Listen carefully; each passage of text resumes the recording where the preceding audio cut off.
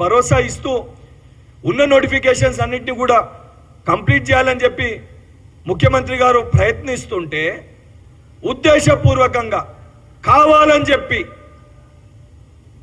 10 ఏళ్ల మీ హయాంలో ఏ ఒక్క రోజన్నా హరీష్ రావు గారు మీ 2018 to 23 టైంలో ఏ ఒక్క రోజన్నా నిరుద్యోగులని కలిసిన సందర్భాలు ఉన్నాయా? ఏ ఒక్క రోజన్నా నిరుద్యోగులతోటి సంప్రదించి మాట్లాడిన సందర్భాలు ఉన్నాయా? నేను ఈరోజు కూడా బాధతోటి మాట్లాడుతున్నా. ఎందుకంటే మా నిరుద్యోగుల సోదరులకు కూడా వాస్తవాలు చెప్పాలి.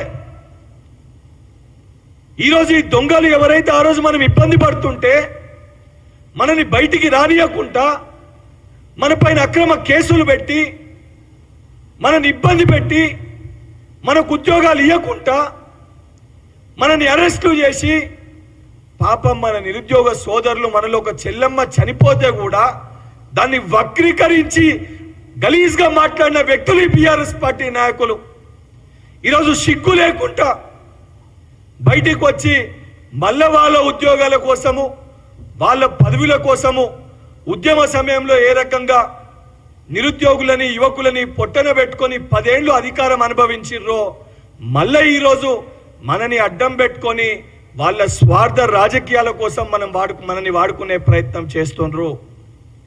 100% ప్రభుత్వంలో ఉన్న ఖాళీలన్నింటినీ కూడా అతి త్వరలో ముఖ్యమంత్రి గారి నోటి మీదుగా అన్ని డిపార్ట్మెంట్స్ ఏవైతే ఫైనాన్స్ క్లియరెన్స్ అయినాయో అన్ని డిపార్ట్మెంట్స్, అది డిఎస్సి కానీ గురుకుల కానీ ఇతర ఆల్ డిపార్ట్మెంట్స్కి సంబంధించి ఏదైతే రిక్రూట్మెంట్స్ జరగనో ముఖ్యమంత్రి గారి నోటి మీదుగా శుభవార్త నిరుద్యోగులకి ముఖ్యమంత్రి గారు చెప్పబోతుండ్రు.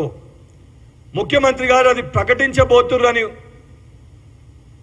ఉద్దేశంతో రాజకీయంగా లబ్ధి పొందాలనే ఒక ఉద్దేశంతో వాళ్ళకి సంబంధించిన కొంతమంది నాయకులని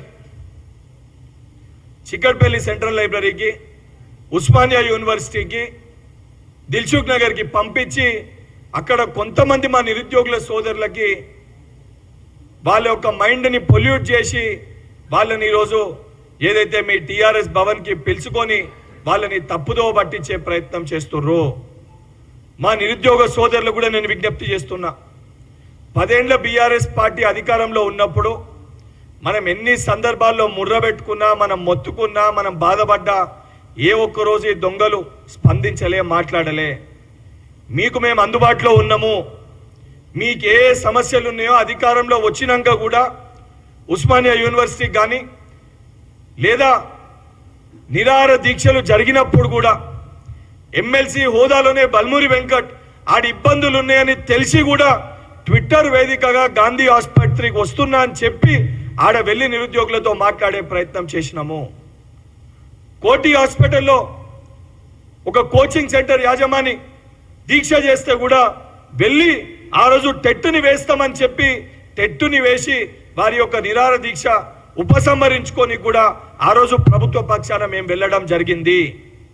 ఈ రోజు కూడా నిరుద్యోగులు మమ్మల్ని వచ్చి కలిసిన సందర్భంలో కూడా నేను నిరుద్యోగులకు కూడా ఒకటే విజ్ఞప్తి చేసిన, మనం ఎవరి దగ్గర పోతున్నామో, మన కోసం ఎవరు మాట్లాడుతుర్రో ఈ బీఆర్ఎస్ బీజేపీ పార్టీ దొంగల మాటలు వినకండి. ఈ బీఆర్ఎస్ పార్టీ దొంగలు 10 ఏళ్ల వారి పరిపాలనలో మన పట్ల వారు ప్రవర్తించిన తీరుని ఒక్కసారి మనం అందరం కూడా గుర్తు చేసుకోవాలి.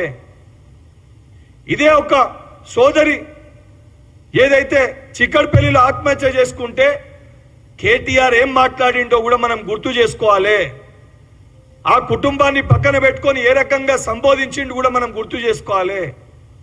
ఇవన్నీ తెలిసి ఆ రోజు లాస్ట్కి దిగజారి యువకులై విద్యార్థులై కూడా ఏదైతే స్టూడెంట్ లీడర్లై కూడా సరే రాజకీయ నాయకుల ఫోన్ ట్యాపులు చేసిరంటే అర్థం ఉంది, విద్యార్థి నాయకుల ఫోన్ ట్యాపులు కూడా చేసి ఈ విద్యార్థి మూమెంట్స్ కూడా ఆపే ప్రయత్నం చేసిన నీచపు ఏదైతే సంబంధించి దిక్కుమాల చర్యలు చేసిన ఈ హరీష్ రావు, కేటీఆర్, ఏదైతే చంద్రశేఖర్ రావు ప్రజల మధ్యలోకి పోతే చెప్పులతోటి వీళ్ళకి దండలు వేసి వీళ్ళని రాళ్లతోటి కొడుతున్న ఒక భయంతో ఈరోజు కేటీఆర్ దేశాలు పట్టుకొని తిరుగుతుండు, ప్రజల మధ్యలోకి వెళ్ళనీకి భయపడుతుండు.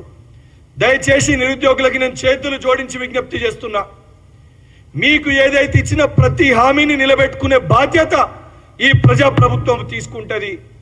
గౌరవ ముఖ్యమంత్రి గారు అందుకే ప్రతి మీటింగ్లో మిమ్మల్ని ఉద్దేశించి మీ యొక్క సమస్యల్ని పరిష్కరిస్తామని చెప్పి వారు చెప్పడం జరిగింది.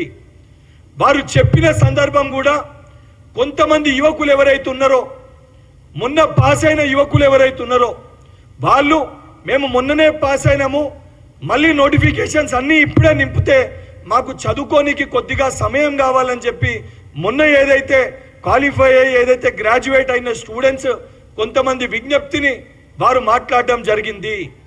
దాన్ని కూడా వక్రీకరించి బీఆర్ఎస్ పార్టీ సోషల్ మీడియాలో దాన్ని వక్రీకరించి మనని రెచ్చగొట్టే ప్రయత్నం చేస్తుండ్రు. ఆ రోజు ఏ రకంగా అయితే మీకు మాట ఇచ్చినామో తప్పనిసరిగా అవన్నిటినీ కూడా పూర్తి చేయడం జరుగుతుంది.